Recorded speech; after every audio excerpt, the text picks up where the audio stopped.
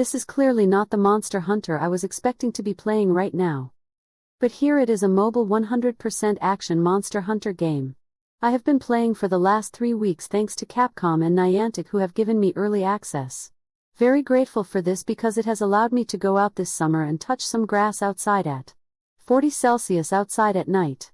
No wonder they are doing the full release the 14th of September, because otherwise people were going to get a heat stroke. I'm going to give you my first impressions of the game. The first thing is how the combat is the spotlight and the main reason to play it.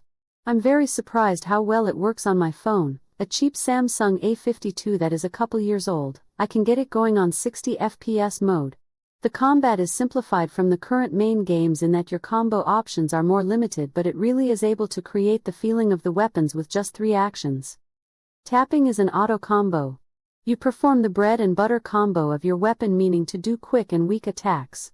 You use this to build up damage or gauges for the other actions. What really takes every weapon apart is the hold tap action that contains the signature moves of every weapon. Holding tap on longsword will sheath it for a counter. With greatsword you will do the signature 3 charged attacks, and with sword and shield you just will use your shield that has a series of follow-ups. Knowing your weapon is basically knowing when to use your signature move. The game starts with just giving you the sword and shield, and you are stuck with it for a few missions. Sword and shield is very easy to use, and you can basically defeat monsters by just using the basic attack and nothing more. The last hits of the sword and shield combo hit super hard with the shield part of the weapon and can stun monsters for big openings. You will have no problem with your first hunts even if you haven't played much Monster Hunter. Evasive moves are done just by swiping your finger on the screen and you will roll in that direction. When monsters are going to attack they will flash red, so it is easy to be ready to act. Rolling as soon as you see the red will make you easily avoid any attack, but the game rewards you learning the timing with a slow time evasion. If you do it just on time, that will enable a strong follow-up attack. In this game hunts last very little with a 75 seconds time limit. When you start the game you will be nowhere close to run out of time, and even will need to use any tactic other than spam tap, since breaking monsters' parts cause big openings and they are easy to break. This can put off a lot of people, veterans of the series, as being too easy. Luckily the game gets harder and harder the more you go on. By the time you reach the 4-star monsters they will no longer be pushovers, and you will need to make good use of your evades and actually aim for weak points. By 5 stars the monsters will be a real challenge, and timing up is a very real possibility. The time limit is what makes the fights interesting for veterans, added to the fact you have not infinite healing. Every day you are provided with 5 healing potions that heal half your health. Monsters can take more than half of it at the higher difficulties, so basically your progress is very tied to how much you get hit. Getting hit is even more problematic than running out of time, because if time runs out you can just retry, but if you run out of health and potions, you just sit down until you get a minimum of a 30% health back. To counter the monsters being harder and harder you can upgrade your equipment. Every weapon can be upgraded to the maximum power. Upgrading equipment mainly takes parts of a singular monster plus resources from gathering. After 5 upgrades you can go into what the game calls overgrade. An overgrade will improve the rarity of the weapon, that does nothing, and at certain levels will also unlock skills. Upgrading gets harder and harder the further you progress, since you need rarer and rare materials in increasing quantities.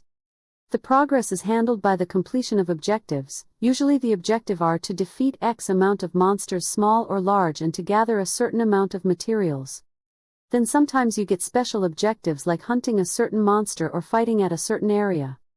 The game overlays a virtual map over your area and is split in rectangles that represent different biomes: jungle, desert or swamp. Certain monsters only can spawn in certain biomes, and the gathering points also change depending on the type of biome. The gathering forces you to move around your area to find monsters and materials. Materials' only objective is to craft and upgrade your equipment. There are 13 big monsters at this moment, and each has their weapon and armor as explained before. Completing main missions have the 2 effects of unlocking new monsters and raising the max star difficulty. A monster can spawn from their starter difficulty to any adobe. For example, you can fight 5-star Great Jagras. These monsters take and deal a lot more damage than usual and can turn something like a PUK into a fine challenge. The main story gives you from 1 to 5 stars difficulties, with 6 and further unlocked after beating it.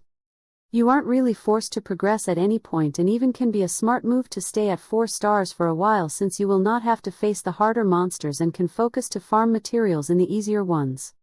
I'm pretty happy with the progress of difficulty and weapon unlocking until that point, then becomes very grindy. The cash shop is also very fair, and there is no real pay to win stuff that will make your hunts easier. The cash shop at this moment is limited to potions, paintballs, and an item that expands the area where you can fight monsters. None of these items are really worth the money, and you get supplies of 5 free first aid points and 3 auto-used paintballs every day.